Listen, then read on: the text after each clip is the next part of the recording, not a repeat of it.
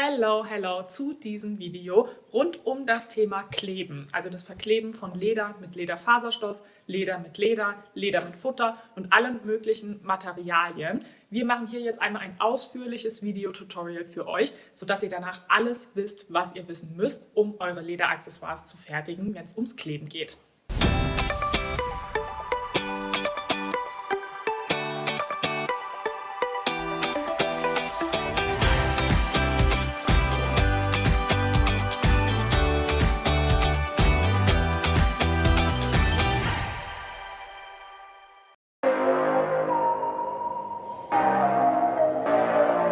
Starten wir erstmal mit der Übersicht, welche Materialien ihr zum Kleben braucht und einer kurzen Erklärung, was es überhaupt für ein Kleber ist und welche verschiedenen Kleberoptionen es überhaupt gibt. Wir haben hier einmal unseren weißen Lederkleber, das ist der klassische Lederkleber, sage ich jetzt mal, der für die allermeisten Projekte verwendet wird. Der ist wasserbasiert und dann haben wir aber auch im Shop noch einen lösemittelbasierten Kleber, mit dem man auch Leder kleben kann, aber auch andere Materialien können damit gut geklebt werden. Wir arbeiten jetzt überwiegend mit dem wasserbasierten Lederkleber, aber die Technik ist grundsätzlich die gleiche, egal welchen Kleber man verwendet. Die Vorteile von diesem wasserbasierten Lederkleber sind die, dass man den eben auch in geschlossenen Räumen super verwenden kann, auch ohne irgendwie lüften zu müssen, und auch wenn Kinder in der Nähe sind, ist es gar kein Thema.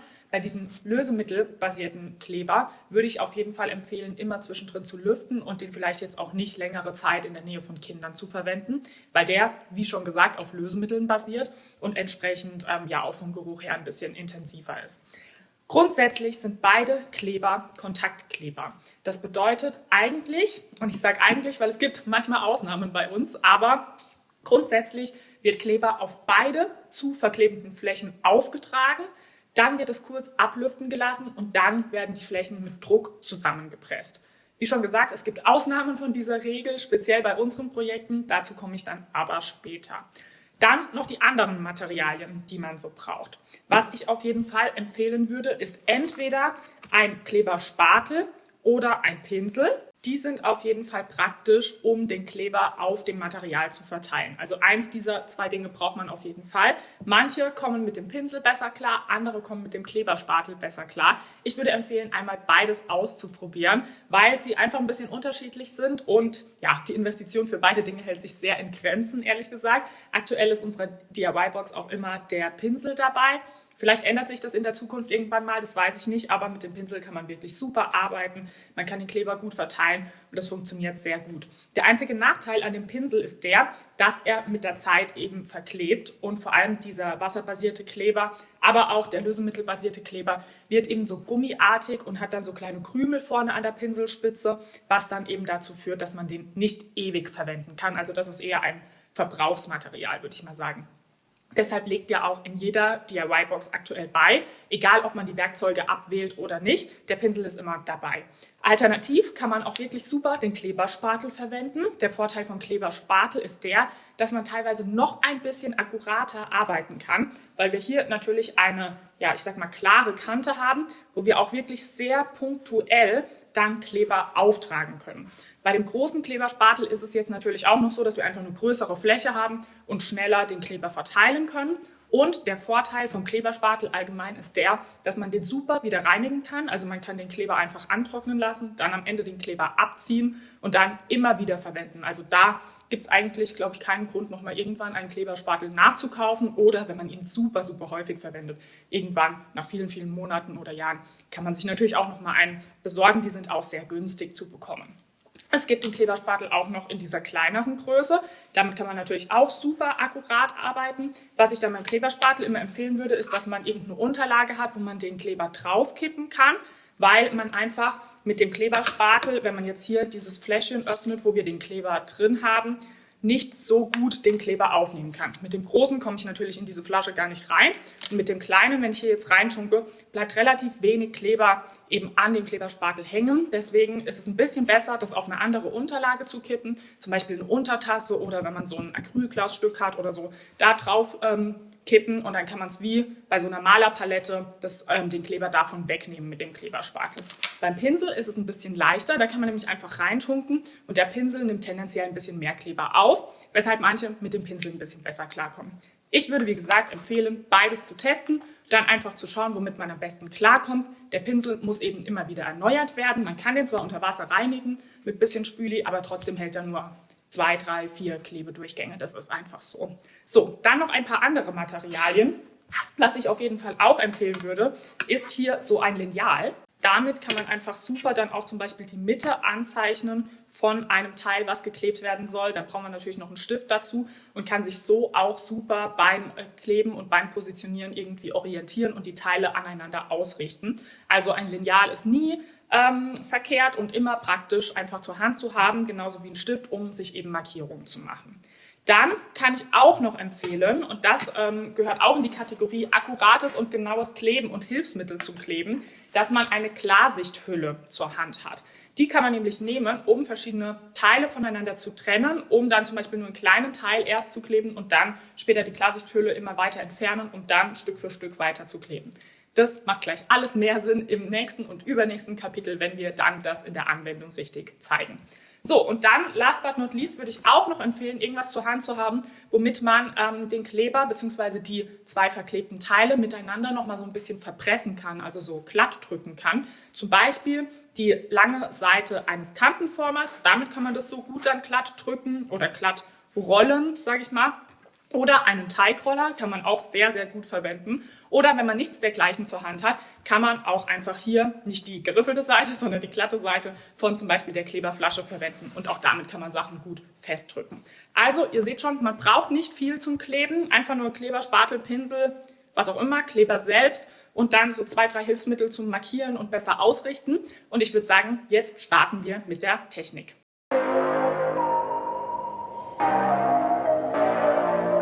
Als erstes verkleben wir einmal Leder mit Leder, beziehungsweise in diesem Fall Leder mit Lederfaserstoff. Und immer, wenn man 2 Materialien verklebt, die nicht irgendwie flüssigkeitsdurchlässig sind oder kleberdurchlässig, also nicht Futter, sondern wirklich Leder mit Lederfaserstoff oder Leder mit Leder, dann wird Kleber wirklich auf beide zu verklebende Seiten aufgetragen, so wie ich es am Anfang schon gesagt habe und wie man einen Kontaktkleber auch eigentlich verwendet. Das machen wir jetzt mal. Einen Tipp, und ich muss immer zwischendrin ablesen, dass ich wirklich gar nichts vergesse. Ich will, dass alle Informationen in diesem Video enthalten sind. Einen Tipp direkt zu Beginn. Wenn wir Kleber auf die Rückseite vom Leder auftragen, würde ich immer empfehlen, die Nahtlöcher rundherum frei zu lassen. Das macht es nämlich beim Nähen später viel, viel einfacher, wenn da kein so Klebefilm über den Nahtlöchern drüber ist und man nicht mit der Nadel nochmal durch diesen Klebefilm durch muss, sondern wirklich da entspannt nähen kann. Und deswegen, genau, kleben wir jetzt wirklich nur hier innerhalb dieser Nahtlöcher und tragen nur hier innerhalb den Kleber auf. Ein weiterer Tipp, den ich direkt von Anfang an mitgeben will, ist ein Thema, was mir sehr am Herzen liegt und was ich bestimmt noch ganz oft in diesem Video sagen werde. Man muss sich fürs Kleben Zeit nehmen. Ich finde, die Sattlernaht, da kann man mal so ein paar Stiche zwischendrin machen. Bei der Kantenbearbeitung kann man mal eine Schicht so zwischen Tür und Angel irgendwie auftragen, wenn man 10 Minuten Zeit hat. Aber beim Kleben würde ich empfehlen, das wirklich in Ruhe zu machen, Stück für Stück zu arbeiten, nicht irgendwie unter Zeitdruck zu machen, nicht während irgendwie um einen rum 5 Kinder rumrennen und ganz viel los ist und so weiter, sondern wirklich so, dass man sich da Zeit nimmt, Zeit für sich nimmt, Zeit für dieses Thema nimmt und einfach schön akkurat und entspannt arbeiten kann. Weil beim Kleben, ohne dass ich jetzt hier Druck und Angst machen will, aber bei Kleben ist es natürlich so, wenn es einmal geklebt ist, dann kann man es nicht mehr so leicht voneinander trennen, vor allem nicht ohne dass irgendwie das Leder gedehnt wird oder Rückstände sichtbar bleiben oder so. Das heißt, das Kleben, das sollte schon einfach ordentlich und in Ruhe gemacht werden. Und damit einher geht auch der nächste Tipp. Man sollte immer auf einer sauberen und glatten Unterlage kleben. Also zum Beispiel die Tischplatte, die ist vollkommen in Ordnung, denn den Kleber, den kann man auch wieder abreiben, wenn der getrocknet ist. Das heißt, der hinterlässt keine Rückstände, zumindest nicht bei einer wirklich glatten Tischplatte wie hier oder auf Glas oder so. Da muss man sich keine Gedanken machen. Im Zweifel kann man natürlich aber auch gerne eine Unterlage unterlegen, eine Schneidematte oder irgendwie alten Karton oder so. Auf Karton kann man es gegebenenfalls nicht mehr abrubbeln, weil der eben ein bisschen weniger glatt ist, aber irgendwas würde ich auf jeden Fall nehmen, was man unterlegt, was wirklich eine schöne, glatte Oberfläche hat. Und die glatte Oberfläche sollte nicht nur auf der Unterlage sein sozusagen, sondern auch auf den Teilen selbst, die man verklebt. Das bedeutet, auch hier zwischen der Unterlage und dem Leder sollten keine Krümel oder irgendwelche Erhöhungen oder Unebenheiten sein. Und auch hier auf der Rückseite des Leders, was wir jetzt gleich mit dem Lederfaserstoff verkleben, sollten keine Krümel oder irgendwelche Unebenheiten sein, wie gerade schon gesagt. Das heißt, beim Stanzen, wenn wir die Lederteile für euch zuschneiden mit unserer Maschine und eben auch schon die Löcher ins Leder stanzen, dann haben wir theoretisch bei jedem Loch einen ganz Mini-Kreis, der ja ausgestanzt wird, wo manchmal aus der Stanze direkt rausfällt aus der Stanzform und manchmal eben noch im Leder hier drin ist. Und wenn wir da jetzt mal drüber gehen, dann sieht man das schon sehr gut, wie hier die ganz vielen kleinen Krümel übrig bleiben. Das heißt, was ich immer machen würde, bevor ich anfange, überhaupt nur den Kleber aufzumachen, ist, dass ich einmal die Teile, die ich gleich verkleben möchte, säubere und einfach hier so entlang streiche und gucke, dass ich hier alle Krümel wegmache. Also alle losen Sachen, alle Unebenheiten und so will ich vorher schon eliminieren, dass ich die nicht am Ende mit einklebe. Eine liebe Freundin hat es mal ganz cool kommuniziert und formuliert und gesagt, das ist ein unfreiwilliges Trapunto. Also Trapunto ist ja diese Technik, wo wir durch das Unterlegen von Formen und so bestimmte Formen im 3D-Effekt herausformen. Dazu gibt es auch ein Videotutorial. Aber natürlich wollen wir, wenn wir hier Lederfaserstoff mit Leder verkleben, eine schöne ebenmäßige Fläche an der Außenseite haben und nicht irgendwie ein Krümeltrapunto haben, dass sich einzelne Punkte irgendwie durchdrücken. Das heißt, das ist wirklich das A und O, bevor man anfängt zu kleben, einmal zu schauen, dass man hier eine saubere Unterlage hat. Das heißt, das hier kommt jetzt einmal alles hier ganz glamourös auf unseren Boden, so dass wir hier wirklich alles schön glatt haben. Und jetzt können wir starten mit dem Kleberauftrag. Ich schaue noch mal, ob ich irgendwas vergessen habe. Zeit nehmen, habe ich gesagt. Saubere Arbeitsfläche, habe ich gesagt. Was ich nicht gesagt habe, wenn man möchte, kann man sich jetzt schon Hilfslinien anzeichnen. Also ich könnte mir zum Beispiel jetzt hier mit dem Lineal die Mitte von, vielleicht mache ich das dann eher oben, an einer geraden Linie. Also hier jetzt zum Beispiel die Mitte von der Klappe markieren. Und dann hier einen Strich machen und vielleicht unten noch einen Strich machen. Das gleiche könnte ich jetzt auf dem Lederfaserstoff machen, sodass ich dann mich an den Linien jeweils ausrichten kann.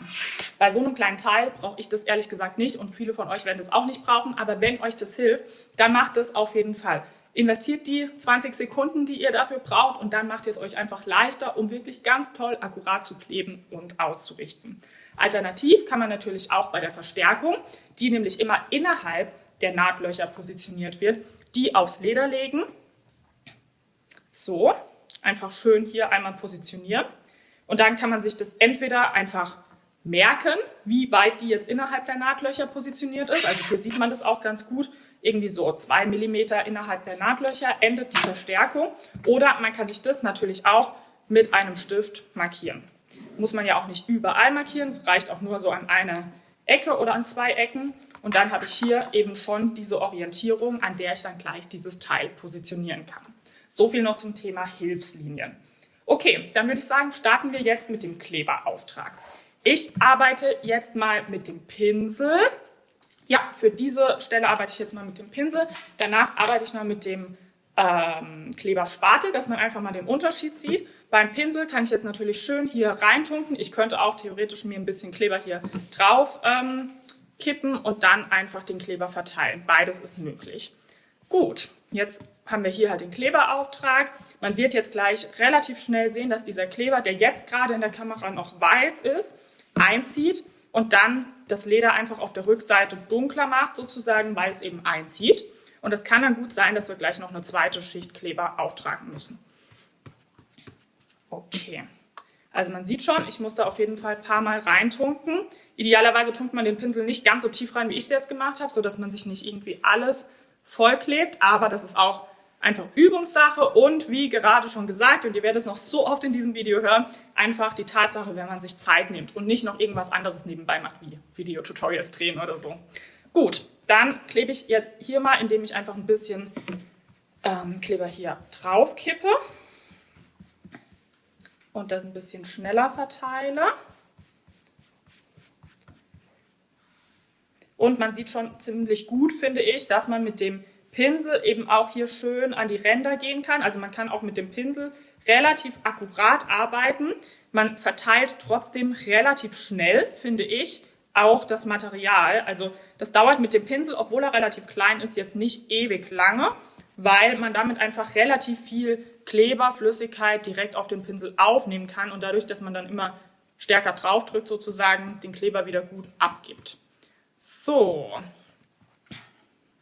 jetzt sehe ich hier schon so ein bisschen die erste Tendenz zu krümeln.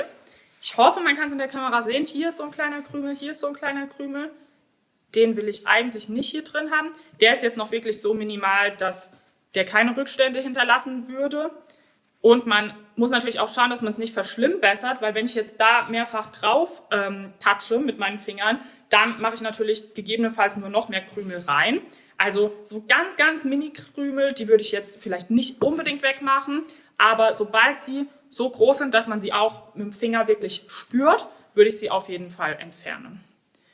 Okay, das sieht jetzt ganz gut aus. Der Kleber ist schon relativ gut eingezogen an vielen Stellen. Das ist aber wirklich nicht schlimm, wenn wir zwei Flächen miteinander verkleben, auf die beide Kleber aufgetragen wird. Dann muss hier nicht so viel Kleber drauf sein, dass der überall noch weiß sichtbar ist. Das haben wir in einem vorausgegangenen Videotutorial, was wir jetzt hiermit aktualisieren, ein bisschen anders kommuniziert, aber mittlerweile hat sich da ein bisschen was getan an der Technik, wie man auch kleben kann. Insofern jetzt hier wirklich für euch die Info, das reicht von der Menge her, vom Kleben her. Also der Kleber darf ruhig auch schon ein bisschen eingezogen sein. Wichtig ist, wenn man draufgreift, dass es schon klebrig sein sollte. Also wenn man jetzt hier draufgreift und es ist wirklich, fühlt sich an, als wäre da nie Kleber gewesen, dann war es definitiv zu wenig Kleber. Dann würde ich nochmal eine Schicht mehr drauf machen, so wie man jetzt hier in dieser linken oberen Ecke schon sieht. So, das lege ich jetzt einmal kurz hier zur Seite und dann trage ich jetzt hier noch Kleber auf. Vielleicht mache ich das jetzt mal, bevor ich meinen Pinsel jetzt hier noch dreckiger mache. Eigentlich würde man den jetzt auswaschen unter Wasser und Spüli. Bevor ich jetzt aber mit dem Pinsel weitermache, gehe ich jetzt mal auf den Kleberspatel, dass man mal einen Unterschied sehen kann. Ich kann jetzt entweder mir den Kleber direkt hier drauf kippen oder ich kann ihn mir auf, wie gesagt, so eine Unterlage kippen. So, und dann mit dem Kleberspatel hier das Material so aufnehmen und verteilen. So.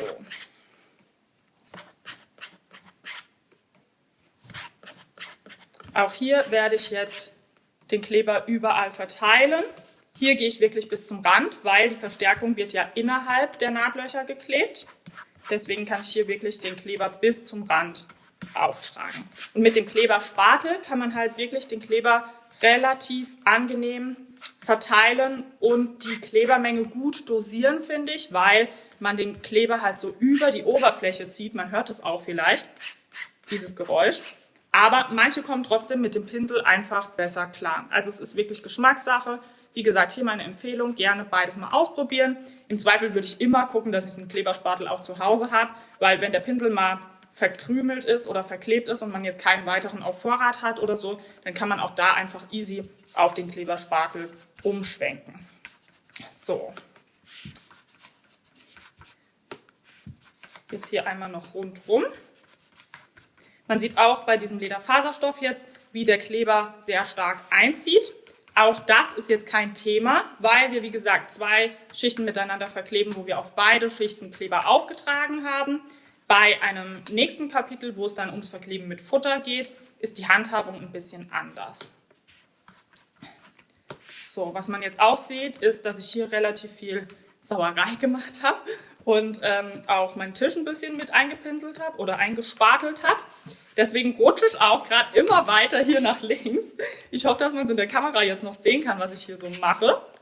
Aber die Vorgehensweise ist natürlich sowieso immer die gleiche. Also ich mache mal hier sauber, indem ich jetzt einfach mit meinem Finger den Kleber so ein bisschen aufnehme und dann hier wegrubble. Ihr macht es natürlich nicht auf eurem Boden, würde ich mal behaupten, sondern eher dann in den Müll oder an die Seite von der Tischplatte. Aber daran sieht man wirklich sehr, sehr gut, wie man einfach den Kleber easy, rückstandslos von glatten Oberflächen entfernen kann. So, natürlich muss man jetzt wieder schauen, dass alle Krümel hier weg sind. Gut. Und jetzt können wir nochmal hier am letzten Eck ein ganz kleines bisschen Kleber auftragen. Und dann können die Teile zusammengeklebt werden. Das heißt, jetzt nicht mehr kleckern, Vivian, sondern konzentrieren. Gut. Das sieht gut aus. Ich habe überall Kleber, glaube ich zumindest. Hier sieht es teilweise echt so aus, als hätte ich nicht überall Kleber aufgetragen, weil der Kleber bei diesem Lederfaserstoff so schnell einzieht und ja, auch nicht so sichtbar ist mehr. Manchmal ist es so ein bisschen verdunkelt und manchmal nicht. Aber ich würde sagen, das passt und jetzt können wir die Teile positionieren. Okay, ich lege jetzt einmal hier den Lederfaserstoff zur Seite und schaue auch, dass ich hier ein bisschen mehr Platz habe und lege mir jetzt mein Lederteil auf eine saubere Unterlage. Schaue, dass ich auch hier auf der Rückseite keine Krümel habe. Das passt. Und jetzt können wir hier den Lederfaserstoff drauf positionieren. Wie gesagt, entweder ich hätte hier jetzt Mittellinien, an denen ich mich orientieren kann, oder bei den kleinen Teilen ist es nicht notwendig, oder ich habe mir hier den Umriss markiert, oder ich würde jetzt Stück für Stück arbeiten, indem ich, und das zeige ich jetzt einfach mal exemplarisch, auch wenn es bei diesem kleinen Teil nicht unbedingt notwendig wäre, indem ich hier zur Mitte ungefähr oder zu 2/3 oder so die Klarsichthülle verwende, um diese Teile voneinander zu trennen.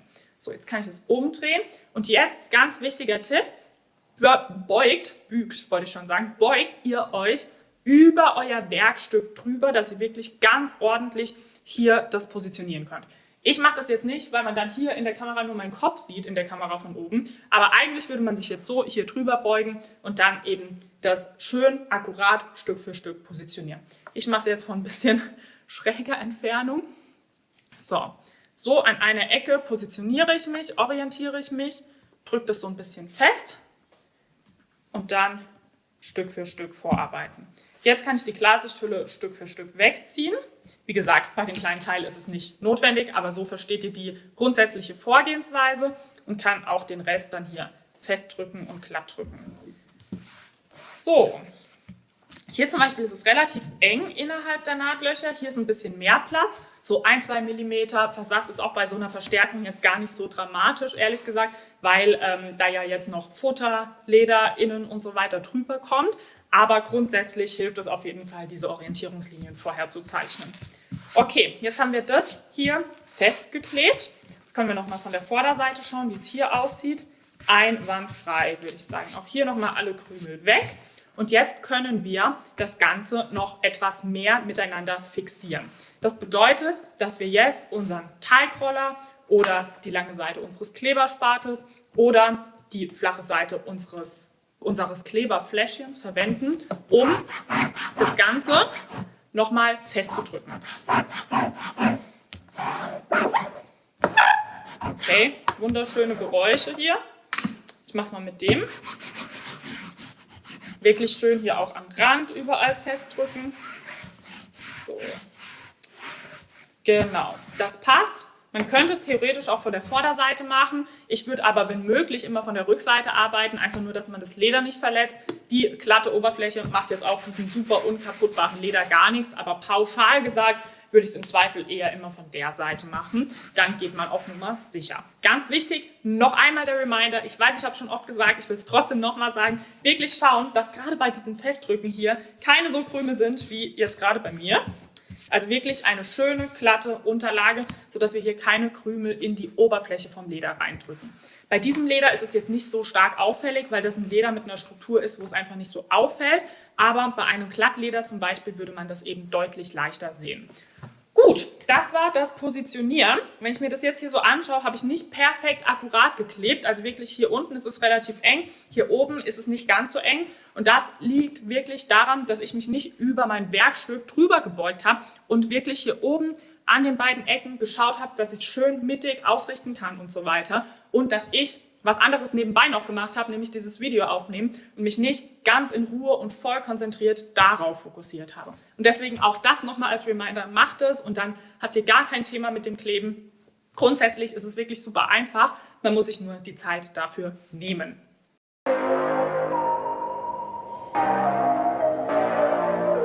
In diesem kurzen Einschub möchte ich jetzt noch was zum Thema Trocknen und zum Thema Formen sagen. Denn viele von euch fragen sich sicher, wie lange soll das denn jetzt trocknen, bis ich weitermachen kann?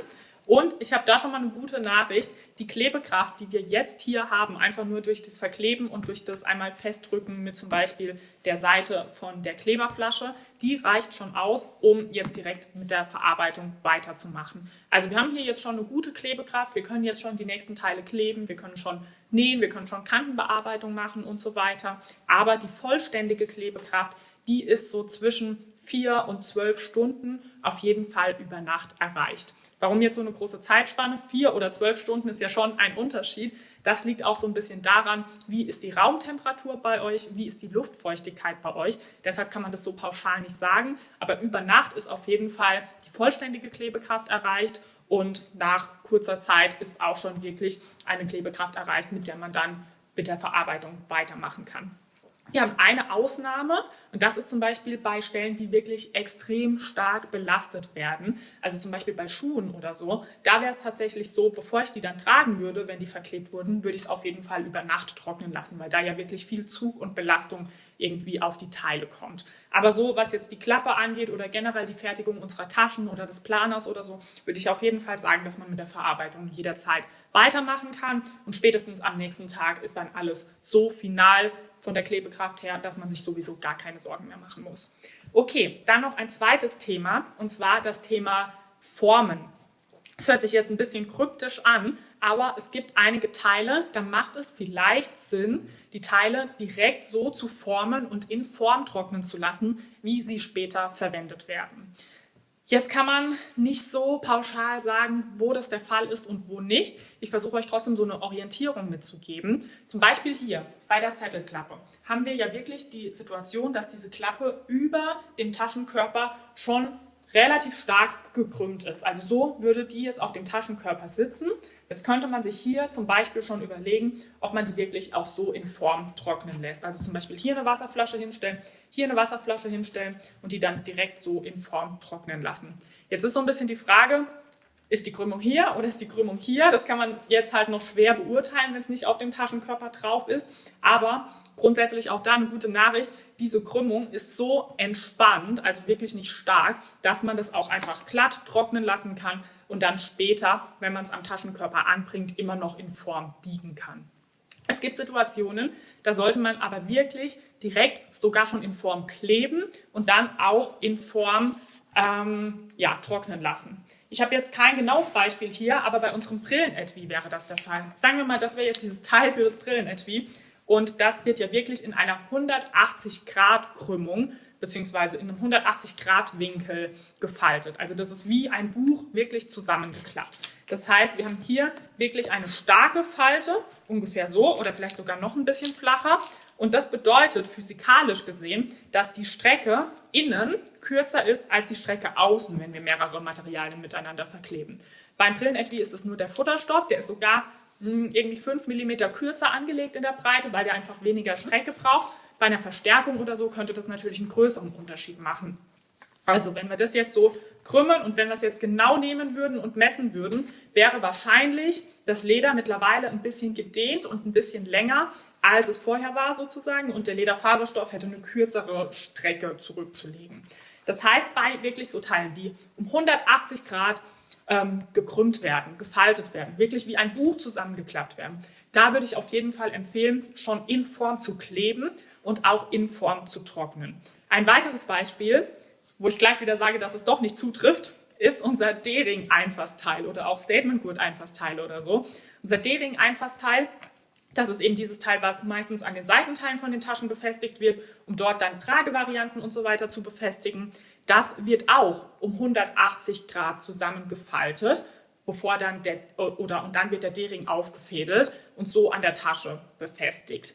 Wir kleben hier meistens ein Futterstück auf zur Verstärkung. Das kann ich auch immer empfehlen zum Stabilisieren, einfach von dehnbaren Materialien. Und Leder ist ein dehnbares Material. Das heißt, wir kleben hier ein nicht dehnbares Material noch auf, um das zu stabilisieren, also unser Taschenfutter.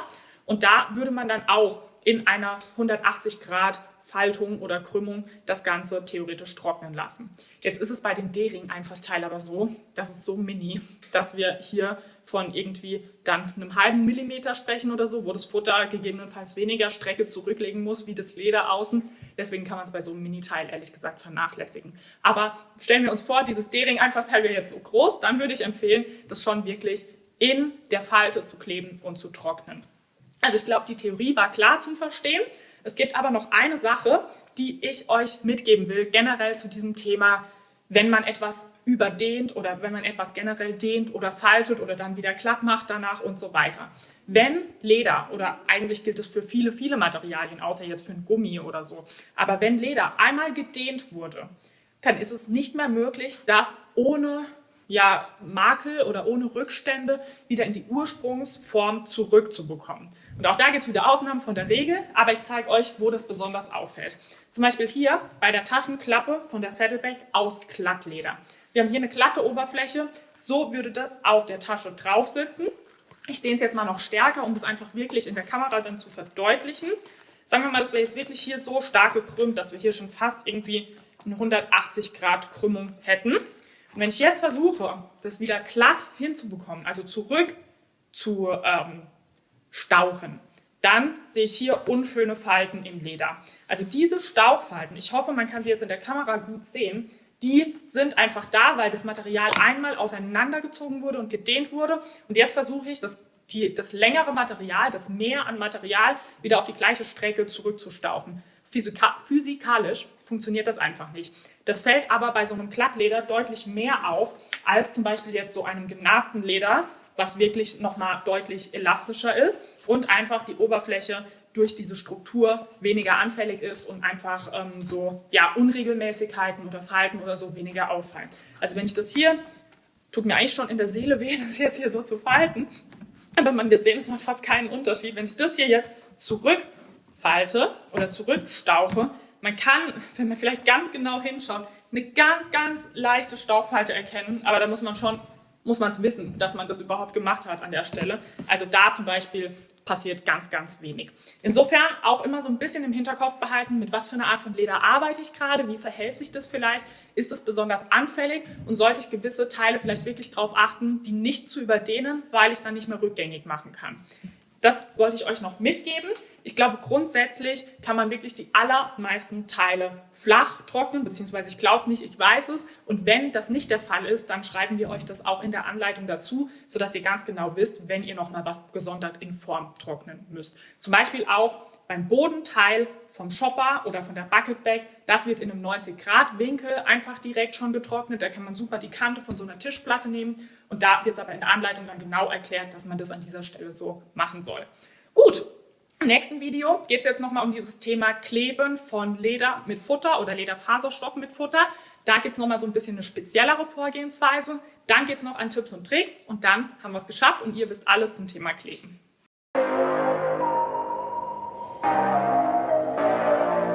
Jetzt geht es ans Verkleben von Futter mit verschiedenen Materialien. Und hier ist die Vorgehensweise etwas spezieller, sage ich mal. Das ist wirklich eine Vorgehensweise, die wir jetzt selber so ausgetüftelt haben bei Bags & Pieces, was jetzt nicht Best Practice ist, wie man so schön sagt. Also das ist jetzt nicht die Standardvorgehensweise zum Arbeiten mit Kontaktkleber. Aber für uns funktioniert das und es wurde mittlerweile auch tausendfach angewendet von unseren Kundinnen. Und deswegen kann ich euch das auch wärmsten Herzens so empfehlen, diese Vorgehensweise. Es gibt trotzdem ein, zwei Dinge zu beachten und deswegen kleben wir jetzt gemeinsam die Futterteile bzw. das Futterteil hier innen auf die Klappe auf. Und die Vorgehensweise hier ist so, dass wir Kleber nur auf eine Seite des Materials auftragen, nämlich auf die Seite Leder bzw. Lederfaserstoff in diesem Fall und nicht auf das Futter. Denn das Futter ist ein flüssigkeitsdurchlässiges Material. Also wenn ich hier jetzt Kleber auftragen würde, kommt drauf an, wie dick. Wenn ich es ganz, ganz hauchdünn auftragen würde, vielleicht nicht, aber sobald ich da irgendwie eine Pfütze drauf habe oder einen größeren Kleberklecks drauf habe, drückt sich das Futter der Kleber durch das Futter durch. Und das wollen wir natürlich nicht, weil wir wollen ja eine schöne Seite von der Futterseite aus. Das heißt, in diesem Video geht es darum, wie schaffen wir es, dass sich der Kleber einerseits nicht durchdrückt, aber andererseits trotzdem so gut mit dem Futter verbindet und wirklich schön das Futter festklebt, dass wir nicht danach diese Situation haben, dass wir Stellen haben, die nicht so gut geklebt sind, was so ein bisschen aussieht wie so Luftblasen, was aber gar keine Luftblasen sind, sondern einfach Stellen, wo zu wenig Kleber aufgetragen wurde. Das heißt, darum geht es hier jetzt, dass wir einmal so viel Kleber auftragen, dass es wirklich genug ist, aber auch nicht zu viel ist. Ich habe meinen Kleberspatel jetzt einmal sauber gemacht, das heißt, ich habe einfach den Kleber trocknen lassen und dann vorne so diese letzten Reste Kleber abgezogen. Kann man natürlich auch unter Wasser nochmal sauber machen und so. Und jetzt fange ich hier an, den Kleber zu verteilen. Vielleicht gehe ich auch gleich nochmal kurz auf die Kleberpinsel, also auf den Pinsel zum Kleber verteilen. Muss ich jetzt nochmal schauen, was mir gerade besser gefällt. Ist auch launenabhängig, aber man sieht hier auch jetzt schon ganz gut, dass ich wirklich mit dem Kleberspatel schön an den Rand gehen kann und dann schön in die Mitte den Kleber ziehen kann, um so auch ganz akkurat zu kleben und direkt auf einer relativ großen Strecke akkurat zu kleben. So. Das mache ich jetzt rundherum. In den Rundungen ist natürlich so ein großer Kleberspatel vielleicht nicht ganz so praktisch. Da könnte man dann auf den kleinen wechseln oder mit dem Pinsel arbeiten, wie man möchte. Aber mit dem Kleberspatel kann man schon sehr zügig auch arbeiten, wie ich finde. Krümel machen wir weiterhin immer weg. Das gilt für das Verkleben mit Futter und das Verkleben mit Leder allgemein. Also wir sollten immer schauen, dass wir hier keine Unregelmäßigkeiten und Krümel und so weiter auf dem Leder haben. Okay, der hier will jetzt nicht weggehen. Ich nehme mal die Seite vom Lineal. Das ist jetzt der Vorführeffekt hier. So, hier ist ein neuer Krümel. Passt, jetzt habe ich es, glaube ich, gut entfernt. Man kann dafür auch super die Ahle verwenden, wenn man eine zur Hand hat. Aber da wir gerade schon das nächste Videotutorial für euch vorbereiten, ist die Ahle gerade in Benutzung. So, jetzt einmal hier noch die letzten Seiten. Okay, jetzt habe ich einmal überall Kleber aufgetragen, aber so wollen wir jetzt noch nicht kleben. Also, wir müssen jetzt schauen, dass wir überall erstens ausreichend Kleber aufgetragen haben, aber zweitens den Kleber super schön gleichmäßig verteilt haben, dass wir nirgendwo Kleberpfützen haben. Und hier ist jetzt so die Situation, wo manche den Kleberpinsel ein bisschen einfacher finden wie den Kleberspatel. Das ist Geschmackssache. Ich finde, man kann es mit beiden gut machen. Wichtig ist für euch einfach, dass ihr jetzt hier schaut, ich mache noch mal ein bisschen mehr Kleber sogar drauf und verteile den jetzt schön ordentlich, dass ihr wirklich hier schaut, dass ihr überall gleichmäßig den Kleber verteilt habt. Das ist wirklich jetzt das A und O. Gerne da auch ein bisschen mehr Zeit nehmen. Und was wir hier jetzt auch wollen, ist, dass eine dünne, weiße Kleberschicht noch sichtbar ist. Also wir wollen nicht, dass der Kleber komplett hier eingezogen ist, weil dadurch, dass wir eben keinen Kleber aufs Futter auftragen, soll hier ein bisschen mehr Kleber sein, sodass der ganz leicht ins Futter einziehen kann und das Futter sich so eben mit dem anderen Material verbinden kann. So, jetzt gehe ich hier einmal wirklich rundherum noch. Und so von der Dicke her, wie das jetzt hier gerade aussieht, also eine dünne weiße Kleberschicht ist sichtbar, genau so wollen wir es haben. Und was man jetzt hier auch noch gut sieht, mir fallen ganz viele Kleinigkeiten ein, so im Prozess des Machens. Was man hier jetzt auch ganz gut sieht, ist, dass ich das Werkstück immer drehe, wenn ich von verschiedenen Seiten aus kleben will. Also ich arbeite immer in die für mich komfortable Arbeitsrichtung, als Linkshänder oder als Rechtshänder, je nachdem. Und dann schaue ich, dass ich einfach schön das Teil drehe, sodass ich mich nicht irgendwie verrenken muss, um irgendwelche Sachen zu verstreichen. So, jetzt gehe ich hier in der Mitte nochmal so ein bisschen drüber. Ich habe hier noch relativ viel Kleber auch auf dem Kleberspatel drauf. Aber das sieht für mich jetzt gut aus. Ich will auf jeden Fall, dass so Pfützen wie hier oder hier schön verstrichen sind. So. Verstrichen. So. Das sieht für mich ganz gut aus. Hier ist noch so ein bisschen eine Pfütze. Ich glaube, das passt. Und jetzt würde ich das Futter aufkleben. In dem speziellen Fall der Fertigung von der Saddleback- oder Crossbody-Klappe zum Beispiel, wird das Futter jetzt minimal versetzt aufgeklebt. Das steht auch so in der Anleitung mit drin. Aber eigentlich würde man jetzt schon Futter bündig aufs Leder kleben. In den meisten Fällen wird Futter direkt auch mit Leder verklebt oder auf die Verstärkung geklebt, aber geht wirklich bis zum Rand. Bei der Klappe ist das jetzt so ein bisschen eine Ausnahmesituation, ist aber für euch jetzt ganz irrelevant. Nur nicht verwundern lassen davon, dass ich jetzt das Futter ein Stück nach oben versetzt aufklebe. So. Was ich jetzt mache, ist, dass ich das Futter hier so drauf lege, sage ich mal. Noch nicht fest drücke, sondern wirklich nur ganz vorsichtig hier drauf gelegt habe. Und jetzt gehe ich so zärtlich, wie ich nur sein kann mit diesem Teil, über das Futter drüber und streiche das so vorsichtig glatt. Ich drücke es wirklich noch nicht fest, sondern ich schaue, dass ich wirklich hier ganz vorsichtig das glatt streiche an allen Stellen, sodass sich das Futter schon mit dem darunterliegenden Material und dem Kleber verbindet, aber dass ich eben nicht noch irgendwie draufhau oder draufhämmer oder so und dass sich der Kleber dann punktuell super stark durchdrückt. Und wenn ich jetzt da so fühle mit meiner Hand, dann merke ich auch, dass es relativ kühl ist, durch die Flüssigkeit einfach. Und ich merke eben durch den Futterstoff so ein bisschen die Kälte von dieser Flüssigkeit. Das heißt, ich merke, dass es sich schon verbindet und kann dann jetzt hier so Stück für Stück ganz behutsam, ganz liebevoll dieses Futter immer mehr festdrücken.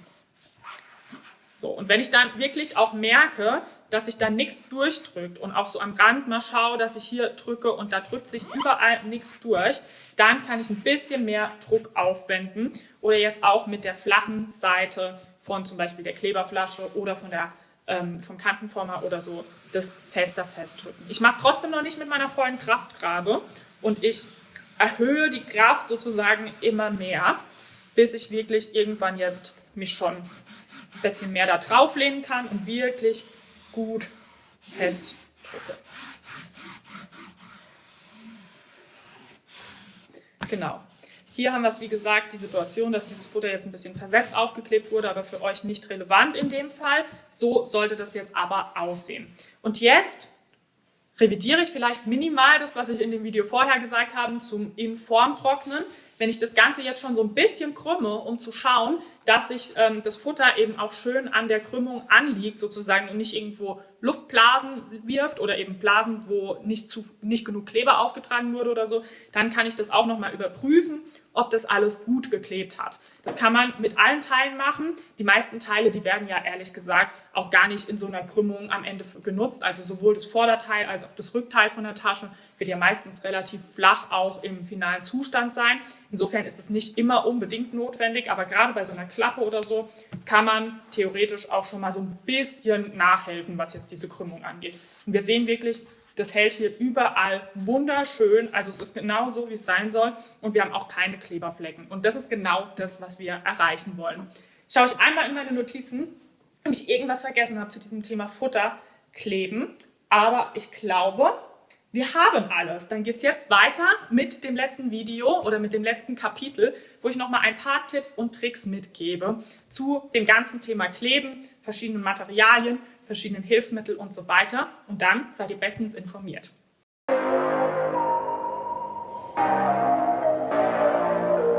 Jetzt möchte ich euch noch ein paar Tipps mitgeben zum Kleben. Einfach noch ein paar zusätzliche Informationen, die aber teilweise den Unterschied machen können zwischen einem guten Ergebnis und einem sehr guten Ergebnis oder auch den Unterschied machen können zwischen es klappt ganz gut und es ist alles mega easy. Also es gibt einfach so ein paar Sachen, wenn man die weiß, dann fällt es einem noch mal ein bisschen leichter und das möchte ich euch natürlich nicht vorenthalten. Ich will vorher einmal ganz kurz zusammenfassen, was wir so in den letzten Kapiteln gesagt haben, was wirklich zu einem tollen Ergebnis führt. Kleben ist grundsätzlich die Grundlage für alles Weitere, was kommt. Deswegen Zeit nehmen. Ich habe es mehrfach gesagt, das in Ruhe machen, ohne große Ablenkungen außenrum, einfach wirklich eine halbe Stunde am Stück sich mal die Zeit nehmen, um ein paar Teile kleben zu können und alles ganz entspannt machen, ohne Zeitdruck. Dann auf eine saubere Arbeitsfläche achten und auch darauf achten, dass bei den zu verklebten Teilen keine Krümel sind, entweder keine Krümel vom Kleber selbst oder auch Lederkrümel oder andere Krümel, Tierhaare oder. Alles vorher entfernen oder auch während dem Kleben noch entfernen.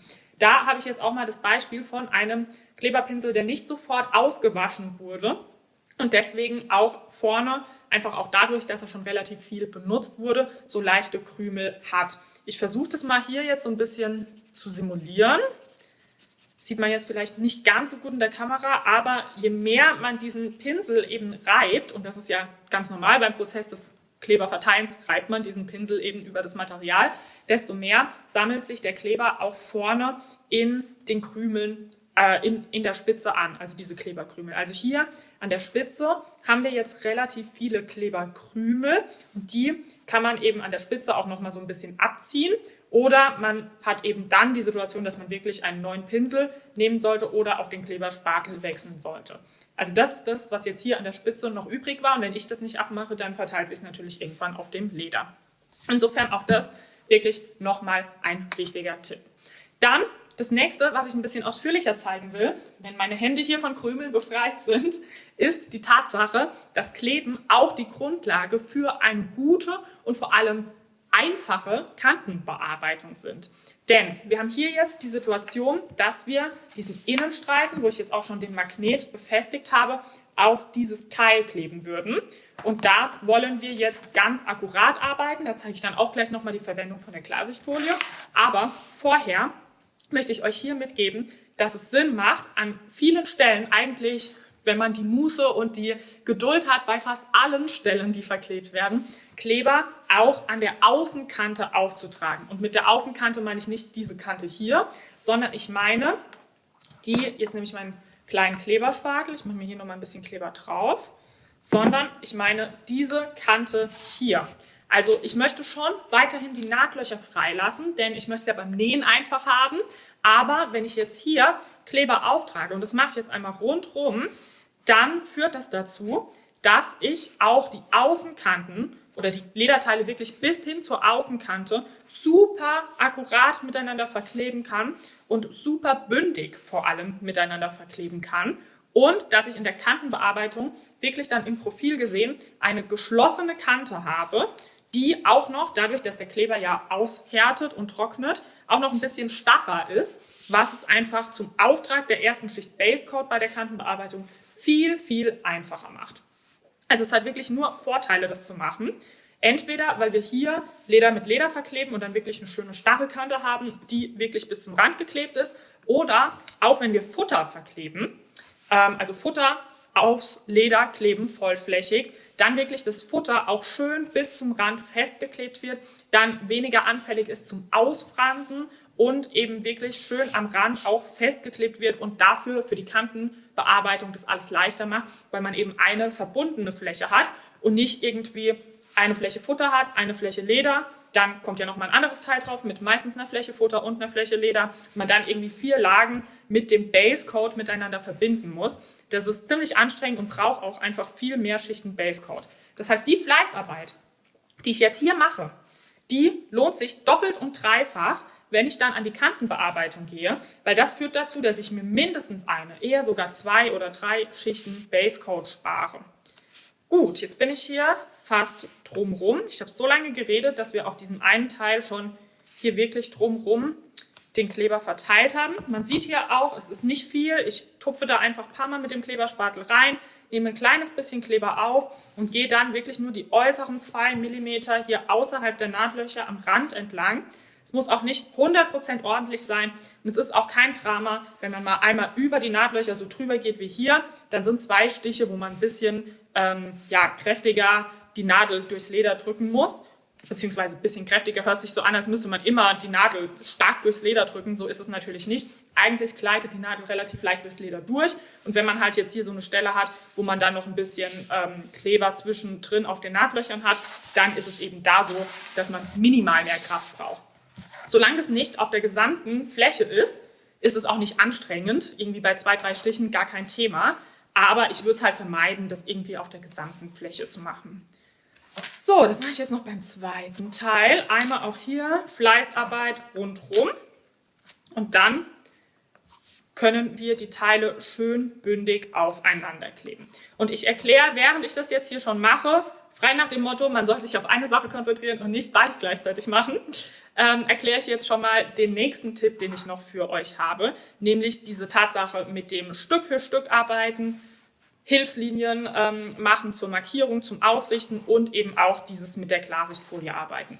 Also ich habe es ja schon in den vorherigen Kapiteln gesagt, dass ich das machen würde, vor allem bei großen Teilen oder eben bei Teilen, wo ich ganz genau arbeiten will. Und genau das ist hier jetzt so eine Situation, weil ich habe hier ein Teil mit Nahtlöchern und ich habe hier ein Teil mit Nahtlöchern. Und ich möchte natürlich, dass die perfekt aufeinander passen, bevor ich das wenn ich das aufklebe, weil sonst ist das Nähen natürlich auch super anstrengend. Wenn ich da jetzt nicht akkurat klebe, dann wäre es natürlich so, dass ich beim Nähen irgendwie dann die Schwierigkeiten habe, dass die Löcher aufeinander passen und ich durch die einzelnen Löcher perfekt durchkomme.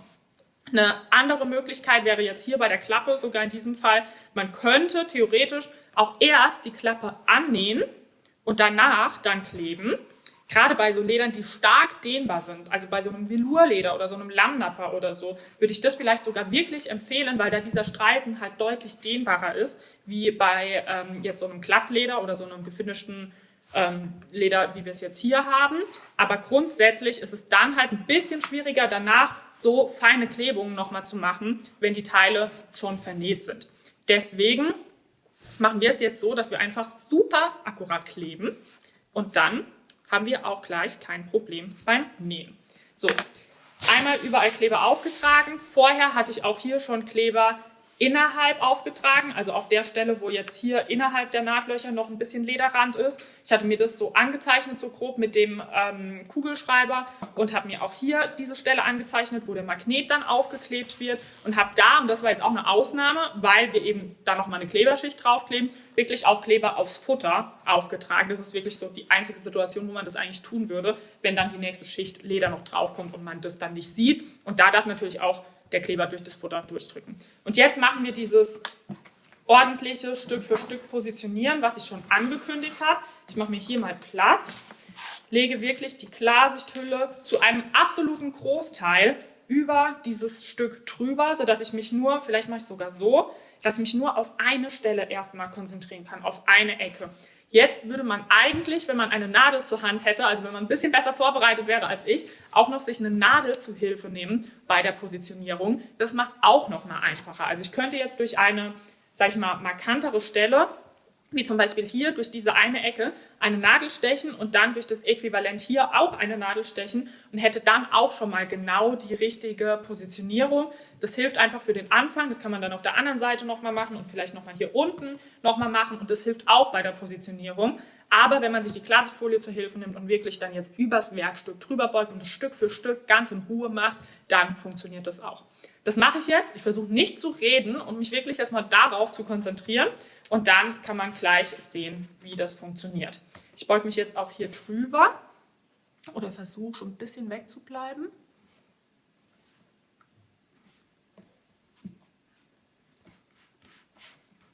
So, was ich jetzt auch noch mache, so viel zum Thema nicht reden, ist, dass ich meine Finger nehme und hier so ein bisschen am Rand entlang fahre und damit so ein bisschen überprüfe, ob diese zwei Lederkanten jetzt schön bündig aufeinander liegen. Und das tun sie. Ich versuche jetzt auch diesen Lederstreifen nicht zu dehnen, sondern wirklich da ganz locker zu arbeiten. Und jetzt ziehe ich die Klarsichtfolie ein bisschen weg, sodass ich hier Stück für Stück weiterarbeiten kann.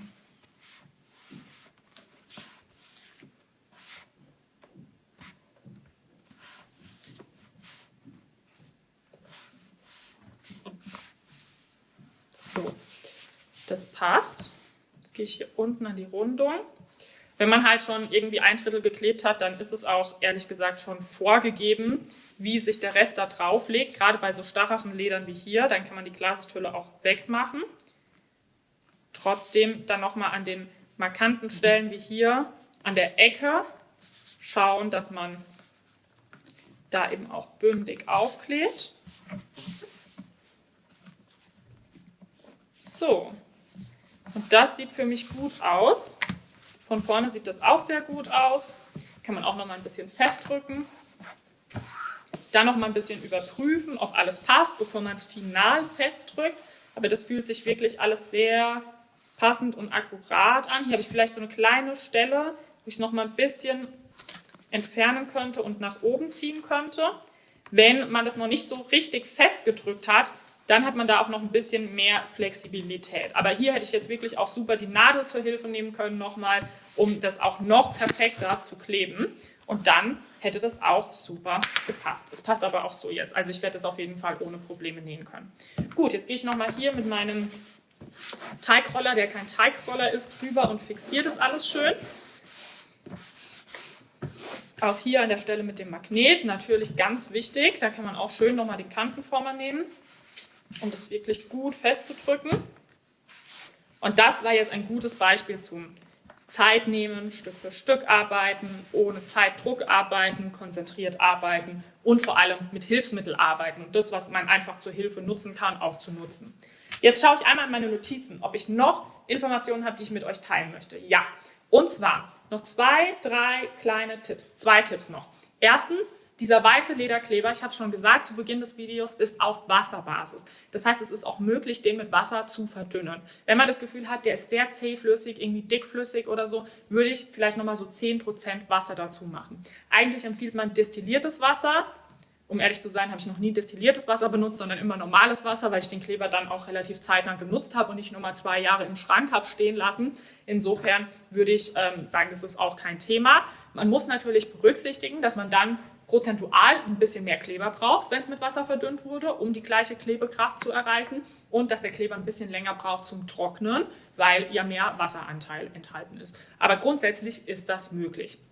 Viele fragen auch, wie lange der Kleber denn haltbar ist. Das kann man so pauschal nicht sagen, weil das hängt auch damit zusammen, war der Pinsel, mit dem ihr da reingegangen seid, schmutzig oder war, keine Ahnung, ist da generell viel Schmutz reingekommen beim Arbeiten? Wie oft wurde der Kleber schon geöffnet? Wie lang habt ihr die DIY-Box mit dem Kleber gehabt, bevor ihr mit der Verarbeitung begonnen habt und so weiter? Das heißt, so pauschal ist es wirklich schwer, da eine Aussage zu treffen. Ich würde sagen, 1 Jahr ist auf jeden Fall gar kein Thema. Wie merkt man, dass der Kleber nicht mehr gut ist?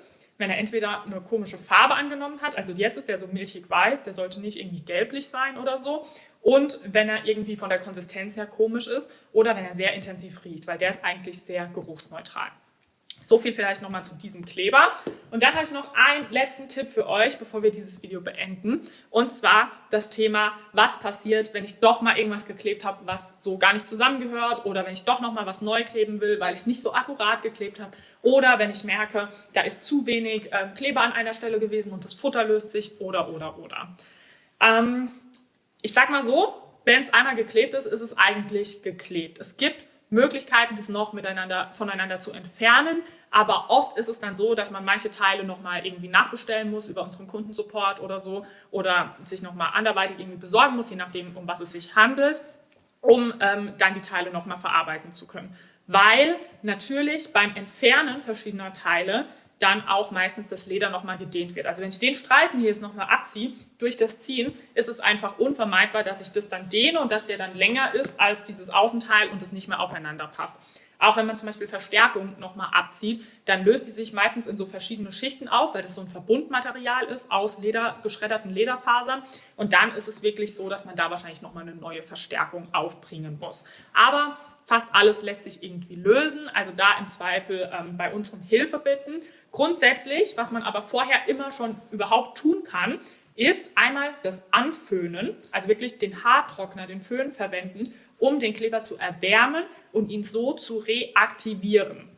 Ich würde natürlich empfehlen, beim Föhnen nicht Press aufs Leder zu halten, um irgendwie die Beschichtung vom Leder zu verletzen oder so, sondern schön eher so mit indirekter Hitze und auch Bewegungen, nicht so lange auf eine Stelle halten und so das zu erwärmen. Und dann kann man entweder Futter an manchen Stellen nochmal gut glatt drücken und dann schön auch festgepresst trocknen lassen und abkühlen lassen. Oder man kann durchs Föhnen auch Leder nochmal ein bisschen leichter in Form bringen, weil es ein bisschen flexibler wird. Oder eben auch dadurch, dass der Kleber reaktiviert ist, dann einzelne Schichten nochmal voneinander lösen.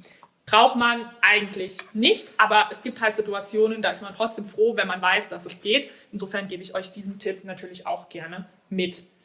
Gut. Ich glaube, jetzt habe ich wirklich alles gesagt. Ich hoffe, dieses Tutorial war hilfreich und hat ganz viele hilfreiche Informationen, Tipps und Tricks für euch beinhaltet, sodass ihr jetzt alles wisst, was ihr wissen müsst zum Thema Kleben und zur Verarbeitung von Lederaccessoires, wenn es ums Thema Kleben grundsätzlich geht. Ganz viel Spaß beim Anwenden und bis zum nächsten Video.